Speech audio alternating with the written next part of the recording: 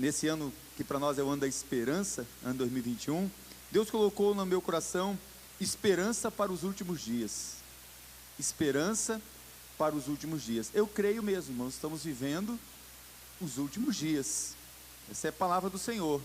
Eu não sei quanto tempo vai durar esses últimos dias, mas se escatologicamente você estudar as semanas de Daniel, estamos bem aí no meio. Então, eu creio que é hora de você, cada um de nós, quem não acordou ainda, a palavra de desperta tu que dormes, porque Deus está fazendo algo e quer contar com você. E Jesus, nesse momento da ceia do Senhor, e eu tenho dito que eu sou apaixonado por Jesus e você também, Jesus, ele não está preocupado com eles, irmãos, ele está preocupado com os discípulos, ele está preocupado com a igreja, ele está preocupado comigo e com você.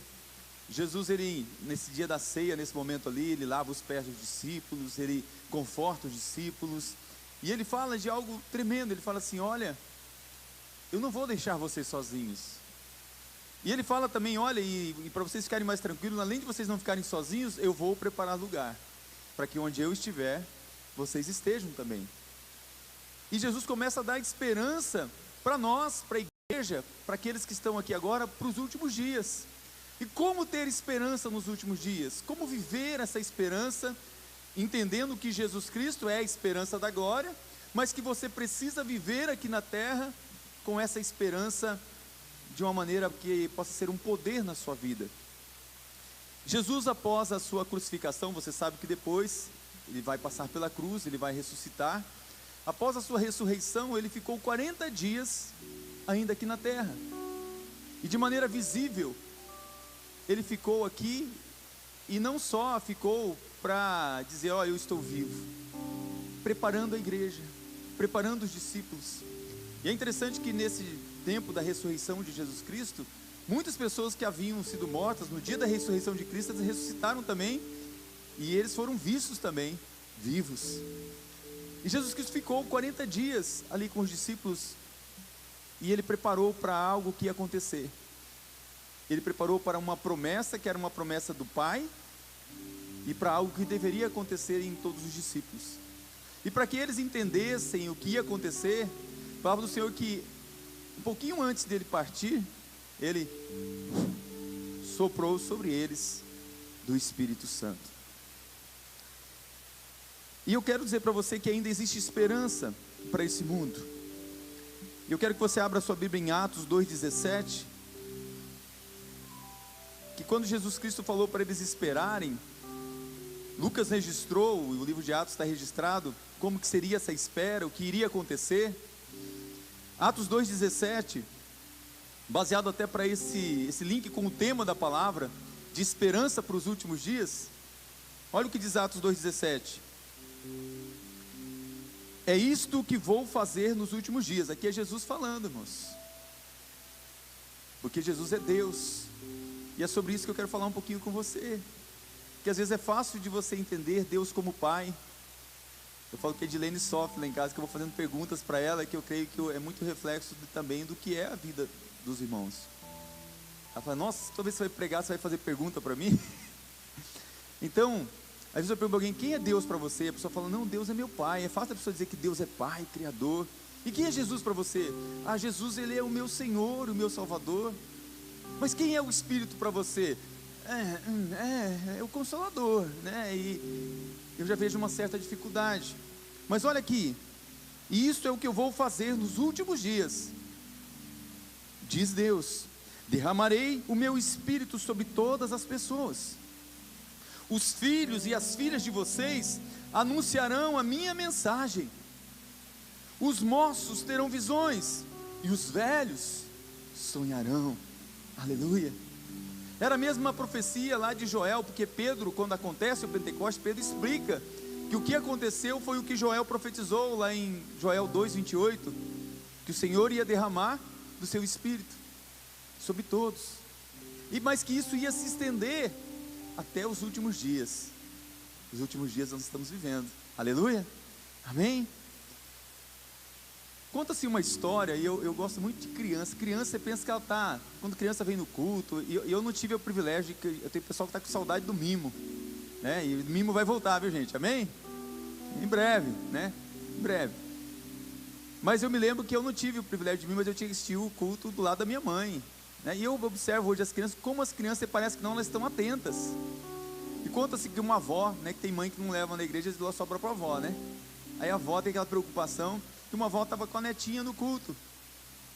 E o pastor pregando, eles estavam no culto, e de repente, a netinha, ela estava desenhando, aparentemente alheia de tudo, e de repente a netinha puxou assim o vestido da avó. Vó, o pastor falou que Deus é maior que a gente, que Deus é maior que tudo, que todo mundo. Minha filha, é isso que o pastor falou, Deus é maior que tudo. Continuou lá desenhando. E aí, de repente ela parou de novo, assim: vó, se Deus é maior que nós, se Deus está dentro de nós, que o pastor falou, e a senhora falou que Deus é maior que uma vez que Ele mora dentro de nós, a senhora me ensinou lá em casa. Se Ele mora dentro de nós, e se Deus é maior, Deus é tão grande e está dentro da gente, Ele não tinha que igual um gigante assim aparecer do lado de fora da gente? A criança faz essas perguntas, né? Se Deus é maior e está dentro de você, se uma coisa maior está dentro de você, Ele não tem que aparecer pelo lado de fora? Essa pergunta da menininha é uma pergunta difícil, mas é uma pergunta genuína e que nos faz realmente pensar, porque as crianças trazem as maiores verdades. Se Deus está dentro de você, se Jesus está dentro de você, se o Espírito Santo habita em você, Ele não tinha que ser maior que você e aparecer na sua vida? Você entendeu o que a menina compreendeu? Por isso que os senhores pequeninos, eles sabem das coisas. E o ministério e o mistério do Espírito Santo é algo tremendo. Tem um autor chamado J.L. Packer, num livro dele, até você pode ler esse, chamado Dinâmica do Espírito. Ele falou que o Espírito Santo tem o ministério do holofote. O ministério do holofote, o que é o ministério que ele quis explicar? Você já viu como alguns prédios, algumas árvores, algumas coisas ficam muito bonitas quando o holofote ele ilumina aquele lugar e aqui destaca aquele prédio, destaca aquela árvore, destaca aquele lugar. O holofote ele ilumina e faz mostrar o que tem ali. Então o ministério, ele fala que do Espírito Santo é essa: não olhem para mim, eu vou mostrar Jesus para vocês. O Espírito Santo é esse holofote que vai mostrar Jesus, vai mostrar a grandeza de Jesus, a glória de Jesus, quem é Jesus. Então o ministério do Espírito Santo é: escute, não a mim, mas escute o que eu estou falando para você sobre o que Jesus quer fazer na sua vida. É muito interessante que Ele quer que você olhe para Jesus, que veja a glória de Jesus, escute suas palavras, vá a Ele, conheça, prove e tenha a alegria de Jesus na sua vida. Então, o ministério do Espírito Santo nesse tempo é cada dia mais revelar Jesus para você. Que coisa tremenda! Tanta gente querendo nesse tempo ser, né, o que recebe o holofote, que recebe a luz. Ele fala assim: não, e vocês vão ser luz aqui no mundo, para mostrar quem? Jesus. E só podemos fazer isso pelo Espírito Santo, porque o Espírito Santo é o aplicador da obra de Cristo. Sem o Espírito Santo, a obra de Cristo não poderia existir. Não existe nenhum salvo, ninguém pode ser salvo se não for pela obra do Espírito Santo para mostrar o quem Jesus é. Porque o Espírito Santo convence você do pecado e mostra quem pode salvar? Jesus. O Espírito Santo mostra que você não pode pagar pelos seus pecados, mas lá na cruz alguém disse tetelestai e pagou pelos seus pecados. Você olhou para a cruz como nós cantamos, né? Só tem alguém que justifica você para entrar no céu. Mas o Espírito Santo também mostra que um dia nós vamos prestar conta diante de Deus do que fizemos aqui na vida. E sabe quem vai estar no trono? Jesus Cristo. O Espírito Santo mostra isso. Mas Jesus falou isso quando Jesus estava consolando os discípulos. Em João 16:7 ele fala assim: mas eu lhes digo a verdade, é melhor para vocês que eu vá. Gente, não dá para imaginar Jesus ir e a gente ficar melhor. É melhor para vocês que eu vá, porque se eu não for, o Consolador não virá para vocês, mas se eu for, eu enviarei eles a vocês. Essa é a promessa de Jesus Cristo, da vinda do que é chamado de Paráclito, de Consolador, de advogado, de ajudador, de consolador, o Espírito Santo. Irmãos, é impossível entender sobre o Espírito Santo sem a gente entender a revelação pela palavra de quem Ele é, através dos atos do Espírito Santo na vida das pessoas, para mostrar Jesus Cristo. Eu percebo, infelizmente, que muitas pessoas entregam a vida para Jesus, mas não têm um relacionamento, não conhecem o Espírito Santo. O que eu preciso para ter esperança nos últimos dias? Grave isso, a primeira coisa que você precisa para ter esperança nos últimos dias: você precisa conhecer o Espírito Santo. Ele é um novo de Deus para você, Ele é a novidade de Deus para cada dia da sua vida, Ele é um novo de Deus a cada manhã. Você precisa conhecer o Espírito Santo. Quem é o Espírito Santo? Você conhece Ele, você fala com Ele. Tem pessoas que têm dificuldade de falar, mas como se eu falar com o Espírito Santo, vai que Jesus fica com ciúme? Vai que Jesus não me entende? Tem gente que já me falou isso. Como que é isso? Entenda, Deus Pai, Deus Filho e Deus Espírito Santo, eles são um só. E teve o tempo no Velho Testamento que foi a revelação do Deus Pai, Deus Criador. E teve o tempo que veio a plenitude dos tempos do Deus Filho. Mas esse tempo é o tempo do Deus Espírito Santo. Você entende isso? Uma das coisas que eu quero te pedir e frisar nessa noite, para a gente entrar nesse campo santo, para falar do Espírito Santo, a gente precisa, deu até vontade de fazer aqui, eu vou fazer, né? Tirar meu sapato aqui, não precisa fazer isso aí não, tá? É só para você entender, você vai entrar num campo santo, que quando Moisés, ele ia entrar na presença do Senhor, o Senhor disse, tira a sandália dos teus pés, que você vai entrar num lugar santo. Então, cada vez que você for falar sobre o Espírito Santo, ou tentar entender alguma coisa do Espírito Santo, chegue com humildade. Tira a sandália dos teus pés, no sentido que nada atrapalhe você de estar diante dele. Eu quero que você parar até para orar por você e por mim agora. Você pode abaixar sua cabeça? Talvez você conheça o Espírito Santo, mas hoje eu quero levar você a conhecer o Espírito Santo numa profundidade e receber algo poderoso do Espírito Santo na sua vida. Eu queria desafiar você a orar assim, uma oração bem simples. Espírito Santo, quero conhecer mais a Ti. Espírito Santo, eu, Richard, você pode pôr o seu nome, quero conhecer-te mais profundamente. Espírito Santo, eu estou pedindo por mim, eu estou pedindo pela igreja, estou pedindo por aqueles que estão nas suas casas agora, aqueles que vão ouvir talvez essa palavra, essa mensagem em outro dia, mas nós queremos dizer agora, nós queremos conhecer-te a Ti, da maneira que o Senhor quer que nós te conheçamos, em nome de Jesus que nós oramos, amém e amém. Uma oração simples, mas uma oração poderosa. A Bíblia fala, e para a gente entender que é um Espírito Santo é muito difícil, irmãos, muito difícil, é complicado. Então Deus mostra símbolos, imagens, porque imagens nos ajudam a entender a ação, o papel do Espírito Santo. Um dos símbolos do Espírito Santo é a água. Tem algo mais poderoso, algo mais importante, crucial para a vida de alguém do que a água? Um dos símbolos do Espírito Santo é a água. E a água, ela é a fonte de vida. A água lava, limpa, hidrata, umedece.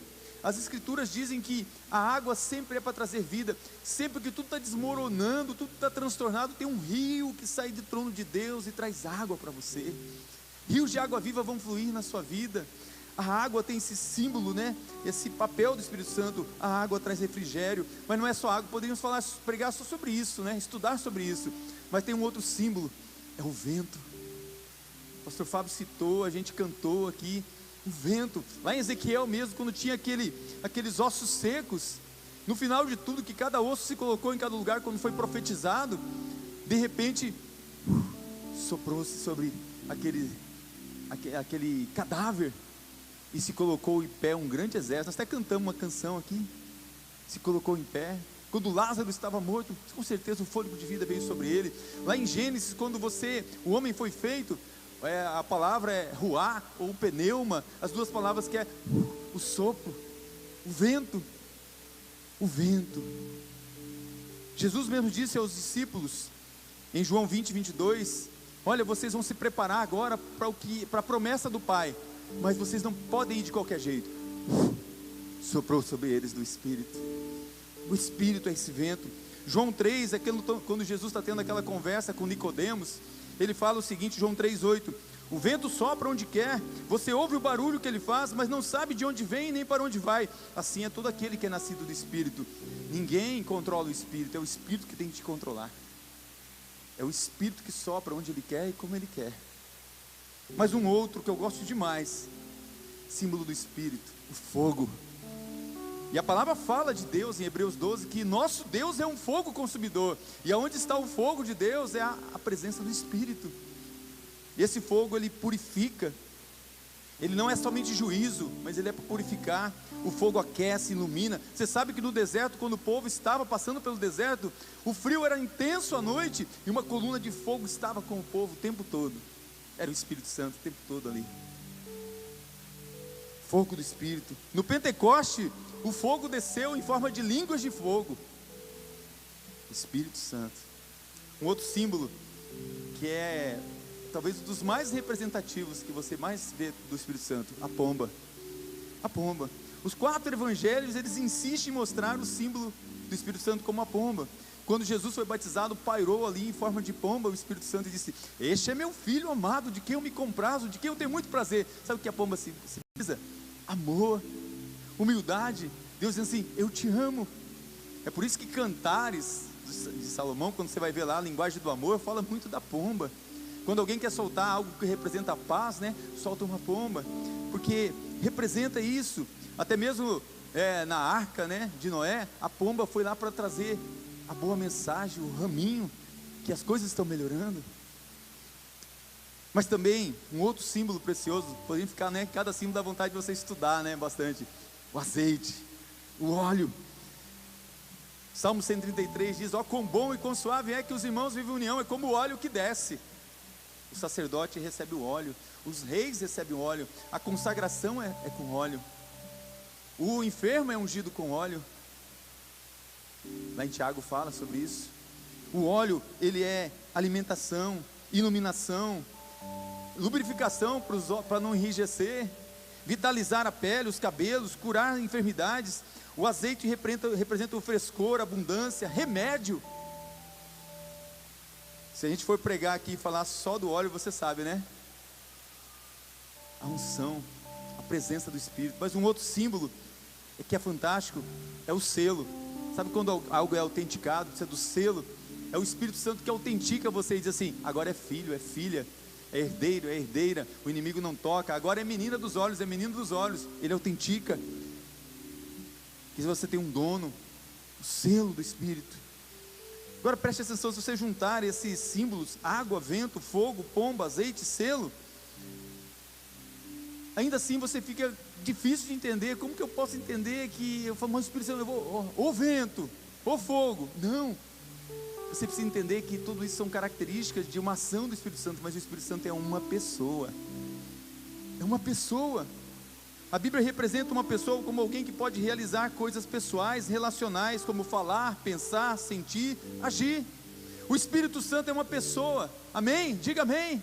Amém? Se você crê, aleluia. Ele é uma pessoa, o Espírito Santo. Tudo que eu vou te falar aqui tem base bíblica, tem versículos, se você quiser depois eu posso até te passar. Mas o Espírito Santo, ele ensina, ele faz lembrar, o Espírito Santo fala, o Espírito Santo toma decisões, o Espírito Santo se entristece, o Espírito Santo prescruta todas as coisas, só ele conhece os mistérios, as coisas de Deus. O Espírito nos assiste, ele intercede, ele é um intercessor por você. O Espírito Santo testifica aos crentes sobre a adoção, tipo assim, você agora tem um pai, Abba Pai, é ele que testifica, é ele que garante isso, é ele que fala isso para você. O Espírito testifica que Cristo é o Senhor. O Espírito glorifica Cristo. Tudo que ele faz, ele anuncia Cristo. Você precisa conhecer o Espírito Santo. Você precisa ter um relacionamento com ele, uma intimidade com ele. Mas você não pode parar aí. Além de você conhecer o Espírito Santo, você fala assim, quando você conhece algo novo e você acha que aquilo é bom para você, você fala assim, eu quero isso, não é assim? Eu quero isso para mim, isso é bom. Então a segunda coisa que você precisa fazer, você precisa receber o Espírito Santo. Receber o Espírito Santo. Eu preciso receber o Espírito Santo. Foi essa ação que Jesus falou para os discípulos esperarem. Eles precisavam receber o Espírito Santo para realizar a obra. Tudo que você precisa realizar neste mundo é só pelo poder do Espírito Santo, senão você não consegue. Atos 1, você pode abrir a sua Bíblia, Atos 1, versículo 4 e 8, faço questão de ler. Pode abrir Atos 1, 4 e 8. 4 a 8.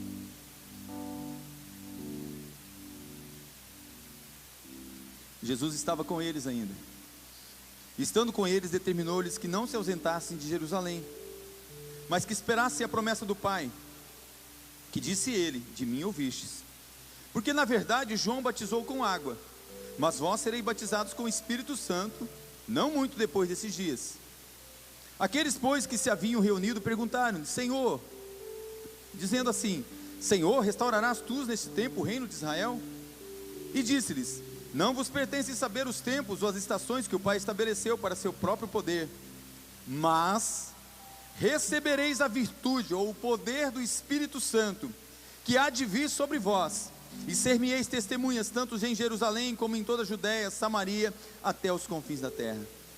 Se a gente fosse falar só sobre isso aqui, irmãos, muita coisa para dizer, mas há algumas coisas preciosas aqui nessa promessa, no que Jesus falou. O que ele fala aqui está condicionado a algo. Jesus precisava subir para o Espírito descer. Se Jesus não subisse, o Espírito não desceria.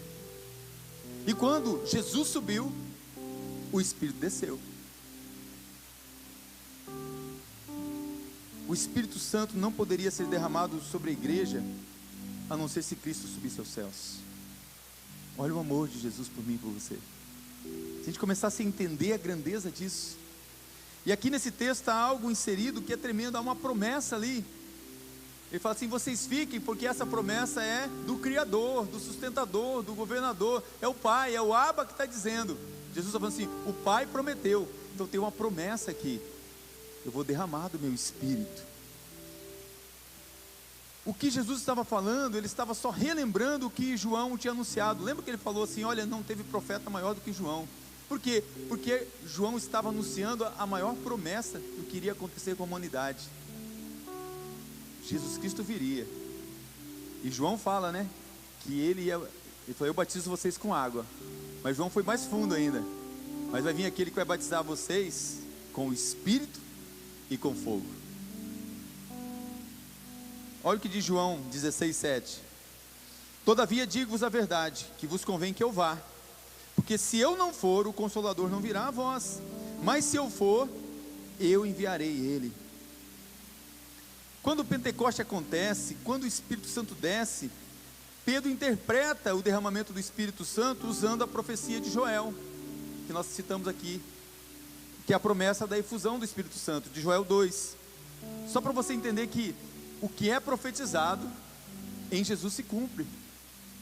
Joel 2 diz assim, versículo 28: e há de ser que depois derramarei do meu Espírito sobre toda a carne, e os vossos filhos e vossas filhas profetizarão, os vossos velhos terão sonhos, os vossos jovens terão visões. Irmãos, eu quero abrir um parênteses.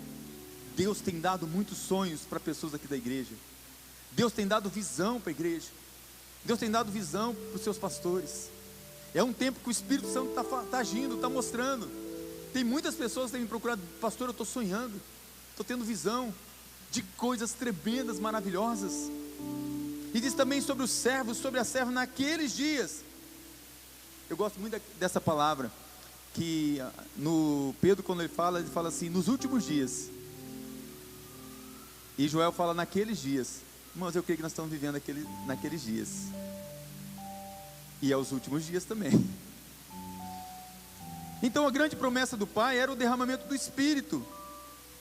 John Stott, eu gosto muito que ele interpretou isso da seguinte maneira: que antes de Jesus enviar a igreja ao mundo, Jesus enviou o Espírito Santo à igreja. Esse é o amor de Deus. Antes de enviar você para um desafio tão grande, para algo que você não poderia fazer, ele falou assim: eu não posso mandar você fazer algo que você não pode fazer sozinho. Eu vou enviar o meu Espírito. Então esperem, fiquem em Jerusalém, esperem pela promessa. Vai acontecer. Mas agora observe aqui que além da promessa do Pai, Jesus trata aqui no versículo 5 de algo crucial, e algo que eu quero falar para você, que às vezes muitos pastores, a gente às vezes deixa de pregar, fica com medo, porque tem muita polêmica sobre o batismo do Espírito Santo, as interpretações. Mas no versículo 5, ele fala assim: porque na verdade, João batizou com água, mas vós sereis batizados com o Espírito Santo, não muito depois desses dias. Aliás, Jesus estava pegando de onde João parou e estava continuando, porque João, em Mateus 3,11, ele diz assim: eu em verdade vos batizo com água, para arrependimento, mas aquele que vem após mim, é mais poderoso do que eu, não sou digno de levar as suas sandálias, ele vos batizará com o Espírito Santo e com fogo. Aqui está o ponto nevrálgico do que eu vou tocar com vocês e falar com vocês um pouquinho. Falar do batismo do Espírito Santo é um assunto muito polêmico nas igrejas evangélicas, ainda mais com as igrejas mais tradicionais e pentecostais. Alguns acreditam numa segunda bênção, num segundo derramar do Espírito, numa coisa diferente. E eu quero dizer para você que a maneira que a gente crê, isso, irmãos, não vai causar problema para ninguém. Se você é pentecostal, você é de uma igreja diferente, saiba que essas questões teológicas, doutrinárias, lá no céu Jesus vai resolver todas elas. Ele quer que a gente viva em unidade. Mas eu quero dizer como que eu entendo. Eu entendo que o batismo no Espírito Santo é o ato da conversão. Quando você recebe a Jesus como Senhor e Salvador da sua vida, você é selado com o Espírito Santo. Esse é o batismo. Essa é a maneira como eu entendo e como a doutrina batista entende. Você recebe a Jesus como Senhor e Salvador, nesse exato momento você é batizado com o Espírito Santo e algo maravilhoso acontece lá nos céus. O livro da vida só Jesus pode abrir, e ele está lá, o Espírito Santo selando aqui, autenticando: Jesus pode receber, foi selado.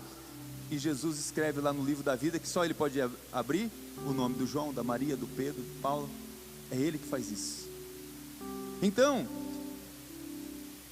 esse derramar do Espírito Santo, esse momento do Espírito Santo, que você é batizado com o Espírito Santo, é para aquele que é salvo pelo Espírito Santo. Eu creio nisso mesmo.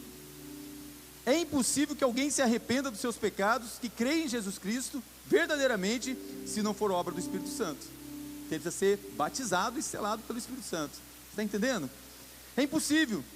É impossível que alguém faça parte da igreja visível e invisível de Jesus Cristo, se não for pelo Espírito Santo entrando na sua vida.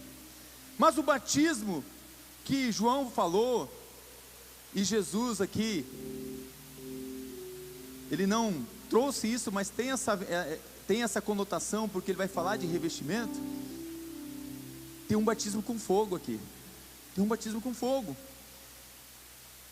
Mas o batismo com fogo, o que ele é? E é sobre isso que eu quero falar um pouquinho com você agora. E eu vou chamar esse batismo com fogo, para você entender um pouquinho mais, de enchimento, de plenitude do Espírito Santo. Vou chamar de que a esperança para os últimos dias está porque eu preciso, além de eu conhecer, de eu saber quem é o Espírito Santo, de eu conhecer Ele, de receber o Espírito Santo para ser salvo. Eu não posso parar aí, ser um salvo conformado com este mundo. Eu não posso ser alguém conformado com a situação. Eu preciso de uma terceira coisa: eu preciso ser revestido do Espírito Santo. E isso é batismo com fogo. Eu preciso ser revestido dele. É impossível que você seja crente, seja salvo e não tenha o Espírito Santo. Mas, no entanto, é possível que você não seja revestido pelo Espírito Santo. Que pena, que tragédia. Porque Jesus falou aqui também de revestimento.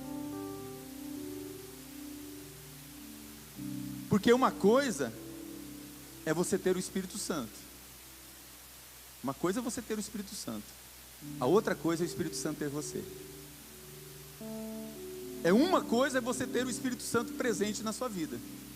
Outra coisa é o Espírito Santo ser o presidente da sua vida. Você está me entendendo?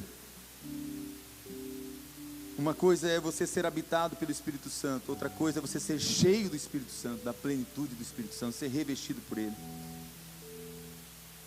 Eu te pergunto, você que está aqui, você que está na sua casa, você já recebeu o Espírito Santo? Você tem certeza que você já foi selado? Você já tem, para você ter a certeza, você tem que ter certeza da vida eterna.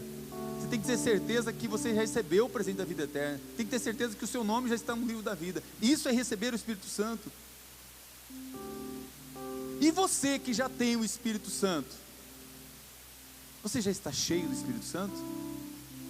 Será que alguma vez na sua vida você foi cheio do Espírito Santo? Será que você tem a plenitude do Espírito Santo? Será que você está revestido do Espírito Santo? Ter o Espírito Santo é a única maneira de ser salvo. Grave isso. Porque é o selo, é o penhor, é a garantia. É Ele que garante que você está selado, que você está marcado. Ser cheio do Espírito Santo não é uma opção, é uma ordem. Sabe por quê, irmãos? Para você fazer qualquer coisa, não pode ser na carne, não pode ser no seu braço, na sua força. Quando o Senhor falou com Zacarias, em Zacarias 4:6, das batalhas, das lutas, olha o que Ele falou. Isso serve para nós, porque é o Espírito Santo que faz. Não será por meio de um poderoso exército, nem por sua própria força que você fará o que tem para fazer. Presta atenção. Não será através de um poderoso exército que você vai conseguir tudo que você tem que fazer. Você está me ouvindo?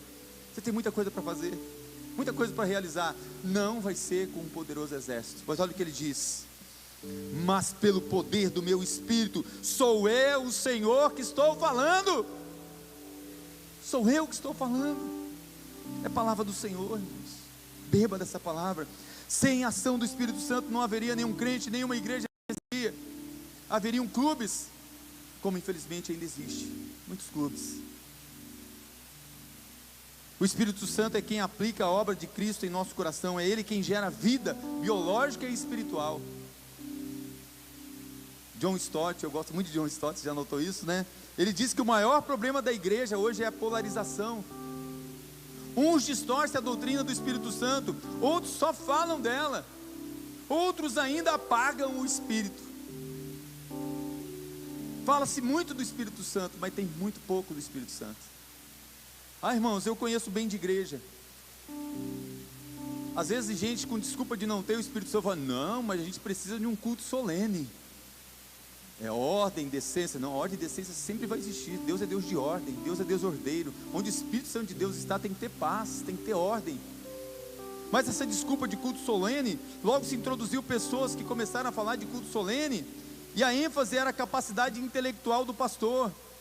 Amados, eu estou muito preocupado. Muitos pastores estão indo por esse lado muito teológico, de intelectualidade, e está acontecendo o que aconteceu uma época com Salomão. Aconteceu isso com Salomão, se secularizar. E a sabedoria humana do mundo, ela é diabólica, ela causa divisão. Quando você olhar um pastor muito inteligente, mas que o Espírito Santo não está atuando na vida dele, ele vai causar divisão entre as igrejas, divisão entre os pastores, entre os irmãos. Porque onde o Espírito Santo está, aí é para ter paz. Uma sabedoria diabólica, muitas vezes, em nome da unidade, em nome da quebra do preconceito, em nome disso, daquilo, mas não é no nome de Jesus, porque Jesus não faz acepção de pessoas. A sabedoria que do alto vem, como que ela é? Pura, pacífica, tratável, cheia de misericórdia, imparcial e produz restauração. Essa ideia do culto solene faz com que a ênfase seja o pastor é a personalidade. A ênfase está em quanto intelectual é, o quanto ele tem o gabarito dele, os cursos que ele tem, se é PhD. Eclesiastes fala: o sábio escreveu livros, chegou à conclusão que tudo é vaidade. Mais importante que a capacidade intelectual de qualquer pastor é a consagração dele e o enchimento do Espírito Santo na vida dele. Tenha certeza disso. Tenha certeza disso. Há um medo em muitos pastores, em muitas igrejas, do entusiasmo das pessoas, da igreja, da alegria, do carisma, do derramar do Espírito. Porque há uma linha muito tênue, infelizmente, com as emoções. Mas a igreja tem que ser emocional. Há uma linha muito tênue também com o lado que às vezes no passado foi muito perigoso, de distorcer realmente aquilo que é do Espírito e aquilo que é do diabo, que é muito parecido. Algumas coisas, porque o diabo se faz até de anjo de luz. Mas só que as coisas que vêm do Espírito Santo, ela tem que ter o crivo da palavra. Então nós erramos em não conhecer as Escrituras e nem o poder de Deus. Então tem que ter esse crivo. O medo de cairmos em exageros, excessos, alguns segmentos do evangelho levaram, com medo da emoção, começaram a anular o Espírito Santo na vida da igreja, na vida dos irmãos. Irmãos, falam assim, isso não é verdade. Eu vivi isso, irmãos. A minha geração viveu isso. Jovens, você não sabe a liberdade que seus pastores, que a igreja dá para vocês de buscarem a Deus, buscarem o Espírito Santo. A gente ia fazer vigília, as vigílias eram interrompidas, não, porque falou do Espírito Santo aqui. Tem uma canção que a gente canta hoje em dia com muita liberdade. Eu já fui em vigília, eu não vou falar a igreja, né, porque não tem nada a ver isso, mas eu estava numa igreja, não foi na Memorial, na outra igreja, nós estávamos reunidos ali com muitos jovens de madrugada buscando a Deus, adorando, e de repente chegou um grupo de irmãos, não vou falar que tinham diáconos, né, mas tinha os diáconos também, e tinha também um pastor, que falou assim, aqui é proibida essa música. Espírito, Espírito, que desce como fogo. Que é isso? Proibido. Juventude, vocês podem cantar essa música aqui? Pode ou não pode? Igreja, você pode cantar? Puxa aí, pastor Cristian, puxa aí, vamos cantar um pedacinho? Vai lá, puxa aí, ajuda aí, vamos cantar, gente, vamos? Sem. Espírito,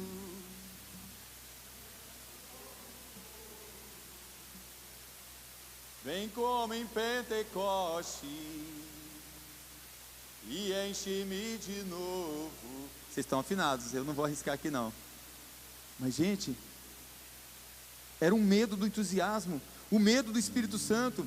Na minha adolescência, na minha juventude eu vi isso, infelizmente. Quem é da minha sabe disso que eu estou falando. Muitos pastores, que hoje são pastores, que saíram até do meio batista, porque não podiam ter o Espírito Santo dessa maneira. Erramos muito não conhecendo as Escrituras, mas erramos muito não conhecendo o poder do Espírito Santo. Como nós vamos atingir as massas lá fora? Como nós vamos atingir os lugares mais difíceis? Com a internet, com a mídia, com a televisão? A gente precisa entrar na televisão? O que a gente precisa fazer? Irmãos, o que Zacarias falou é no poder do Espírito Santo, para desfazer toda a fortaleza. Aí Ele vai nos dar, se quiser dar televisão, quiser dar mídia, que dá o que for que Deus quiser usar, mas é pelo poder do Espírito Santo. O método de Deus é o mesmo, através do poder do Espírito Santo. O Espírito Santo é soberano, ninguém pode deter o vento. Ele chama, irresistivelmente o Espírito Santo dirige, fala, escolhe e separa. Seu corpo, irmãos. A Bíblia em 1 Coríntios 3,16 fala assim, não sabeis vós que sois o templo de Deus e que o Espírito Santo habita em vós? Deus escolheu habitar em você. Quando você recebe o Espírito Santo é para Ele habitar em você. Seu corpo é um templo, sua vida é um culto, suas ações uma liturgia. O Espírito Santo é o nosso intercessor espiritual. O Espírito Santo assiste a nossa fraqueza. Você não é fraco? Não temos fraquezas? É Ele que assiste a nossa fraqueza. É Ele, a força que vem para nós, ela não vem simplesmente de dentro de você. Ah, tem uma força dentro de você. Não, quando o Espírito Santo habita em você, na verdade a força vem do alto, mas a ação é do Espírito Santo em você. O Pai das luzes, toda boa dádiva vem do alto, vem do Senhor, mas é através do Espírito Santo na sua vida. O Espírito Santo é a fonte de vida abundante. Jesus falou que rios de água viva fluem do interior de todo homem que tem o Espírito Santo. O Espírito Santo é a garantia da nossa salvação. O Espírito Santo é o selo é propriedade, inviolabilidade, autenticidade. Ou seja, você é declarado como filho, o inimigo não pode tocar em você. E você é autêntico. Quando ele voltar, você não será confundido. Ele sabe quem é os filhos, os separados. E o Espírito Santo é quem nos dá poder. Então a ordem de Deus que foi dada em Efésios é: enchei-vos do Espírito Santo. Não vos embriagueis com vinho, onde há contenda, mas enchei-vos do Espírito Santo. Essa palavra enchei-vos do Espírito Santo é imperativo, é plural, é voz passiva, presente e contínuo. Eu desafio a nossa igreja a honrarmos o Espírito Santo.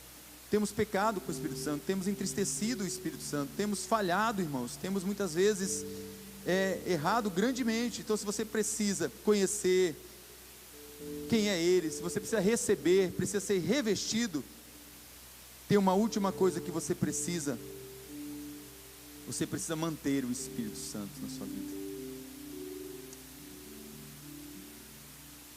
1 Tessalonicenses 5,19, se você quiser abrir. É um versículo que ele quer dizer, essa palavra ali de Tessalonicenses, ele é todo assim: olha, você deve orar sem cessar, não fala? Orem sem cessar. Mas tem um alerta e fala assim: olha, não extingais o Espírito Santo. O que é isso? Não apaguem o Espírito Santo, não atrapalhe a ação do Espírito Santo. O Espírito Santo quer agir, e Deus escolheu você para que essa ação aconteça. Não atrapalhe. Precisamos manter o fogo aceso, irmãos. Para explicar isso, depois de orarmos, quero chamar já o pastor Christian com a equipe, para explicar isso que eu quero te falar, para a gente orar, porque eu quero gastar um tempo a gente orando. Abra sua Bíblia em Levítico 6, de 8 a 13. Quem é o Espírito Santo? Você conhece ele? Você já recebeu o Espírito Santo? Você já foi revestido do Espírito Santo? Mas como manter o fogo no altar? O altar é você, o templo é você. Como manter isso aceso? Eu quero usar esse texto de Levíticos para explicar o que significa isso na minha vida e na sua. Levíticos 6, de 8 a 13, o Senhor disse para Moisés: dê este mandamento para Arão. Arão era o sacerdote, irmãos. Você lembra como que um sacerdote era ungido? O óleo era derramado, tinha que descer pela barba, o óleo tinha que ser derramado, ele tinha que ser cheio do óleo. O salmista, quando fala assim: olha, ó, quão bom, quão suave que os irmãos em união, é como o óleo que desce sobre a barba de Arão. E aqui ele fala: dê este mandamento a Arão, o sacerdote, e a seus filhos, a regulamentação acerca do holocausto. Ele terá que ficar queimando até de manhã sobre as brasas do altar, onde o fogo terá que ser mantido aceso. O sacerdote vestirá suas roupas de linho e os calções de linho por baixo, retirará as cinturas do holocausto que o fogo consumiu, que dá um monte de mensagem, né, irmãos? Mas eu quero chegar lá. E colocará ao lado do altar. Depois trocará a roupa e levará as cinzas para fora do acampamento, a um lugar cerimonialmente puro. Mantenha-se aceso o fogo no altar, não deve ser apagado. Toda manhã o sacerdote acrescentará lenha, arrumará o holocausto sobre o fogo e queimará sobre ele a gordura das ofertas de comunhão. Mantenha-se o fogo continuamente aceso no altar, não deve ser apagado. É uma ordem do Senhor. Conhecer o Espírito Santo, receber o Espírito Santo, ser revestido do Espírito Santo e manter este fogo do Espírito sobre você. O fogo deverá arder continuamente. Levítico 6,13. Isso era uma ordem de Deus. O altar deveria estar incendiado, as chamas acesas e vivas. Você é essa pessoa? Você é um braseiro? Você é uma luz? Como você vai brilhar se não tem o fogo em você, se não tem a luz em você? As chamas acesas no altar eram 24 horas por dia. Quantas horas por dia brilha em você o Espírito Santo? 7 dias da semana e 30 dias por mês. O fogo aceso no altar representava o coração do povo, de toda a nação de Israel, representava a sua devoção e a sua fidelidade. Então, para manter o fogo aceso, eu preciso dessas coisas. Mas há um detalhe aqui muito interessante. A gente até cantou aqui sobre cinzas. Eu observei que tem uma canção que fala de cinzas. Ele fala assim: depois, versículo 11: depois despirá suas vestes, vestirá outras vestes e levará a cinza para fora do arraial. As cinzas tinham que ser removidas todas as manhãs. É por isso que as misericórdias do Senhor se renovam a cada manhã sobre você. A cada dia Deus quer dar algo novo para você. Deus quer fazer algo novo. Toda manhã é para você estar com o coração já, quem tinha para perdoar já era para ter perdoado, o lixo que era para tirar já era para ter tirado. As cinzas tinham que ser removidas todas as manhãs. Deus quer que tenhamos uma nova experiência a cada dia com Ele. Por isso é necessário remover a cinza. Quem é churrasqueiro aqui sabe, se você for acumulando cinza ali, você não vai conseguir o fogo para queimar carne, para fazer o churrasco. Ele está falando assim: então tira a cinza e coloca lenha nova, e acrescente mais lenha. Quando você vê que o fogo está apagando, põe mais lenha, põe mais lenha. É necessário remover a cinza para ter uma boa chama, sem fumaça. Não viva de experiências do passado, irmãos. Tirar as cinzas é para você não ficar assim, ó, ontem não, você tem que dizer assim: há 10 anos atrás eu tive uma experiência com Deus na vigília. Há 10 anos atrás eu recebi um dom. Há 5 anos atrás eu tive uma experiência maravilhosa. Há 3 anos atrás eu ganhei alguém para Jesus. Olha, há 2 anos atrás eu expulsei um demônio. Há tantos anos atrás eu tive uma experiência fantástica.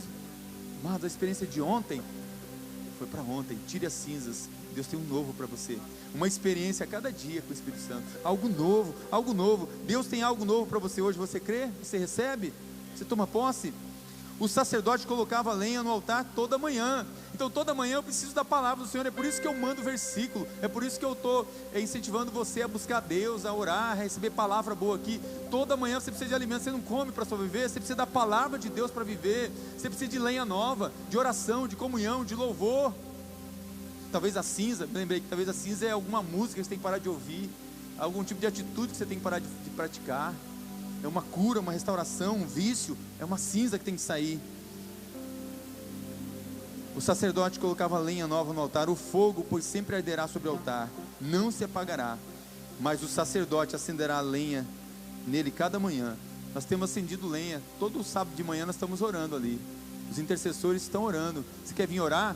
Né? Hoje eu vi só 2 intercessores ali orando pelo culto. Está precisando de mais intercessor, gente. Por lenha, para o fogo vir, para o fogo acontecer. O fogo não se apagará, mas o sacerdote acenderá lenha nela cada manhã, e sobre ele porá uma ordem holocausto, e sobre ele queimará a gordura das ofertas pacíficas.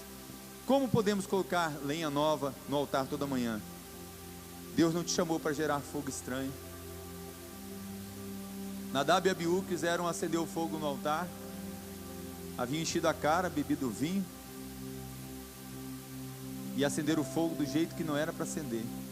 Não era assim, não era daquele jeito. Ele chamou para colocar novas lenhas no altar, para que possa derramar fogo. Você quer mais de Deus? Então limpe o altar e comece a colocar lenha nova. Deus vai te mostrar o que é lenha nova. Hoje somos o altar de Deus. Temos que aprender a tirar as cinzas e colocar lenha nova toda manhã. Você pode ir se colocando em pé. A palavra de Pedro, em Pedro 2,5, diz assim sobre você que está na sua casa, sobre cada um de nós: vocês também estão sendo utilizados como pedras vivas na edificação de uma casa espiritual, para serem sacerdócio santo, oferecendo sacrifícios espirituais aceitáveis a Deus, por meio de Jesus Cristo. 1 Pedro 2,9, ele diz de mim e de você que está na sua casa: vós, porém, são a geração eleita, sacerdócio real, nação santa, povo exclusivo de Deus, para anunciar as grandezas daquele que nos chamou das trevas para a sua maravilhosa luz. Hoje nosso coração é o altar para o Senhor Jesus. Deus deu uma ordem para Moisés passar para Arão e seus filhos, e se essa ordem fosse desobedecida, toda a nação sofreria as consequências. A ordem era: o fogo arderá continuamente sobre o altar, não se apagará. Como está o fogo no altar da sua vida? Como está o fogo no altar da sua vida? Louvado seja o Senhor, que agora Jesus diz para você que não é mais pela lei, é pela graça. E o Espírito Santo de Deus está aqui essa noite, e Ele quer fazer algo novo em sua vida.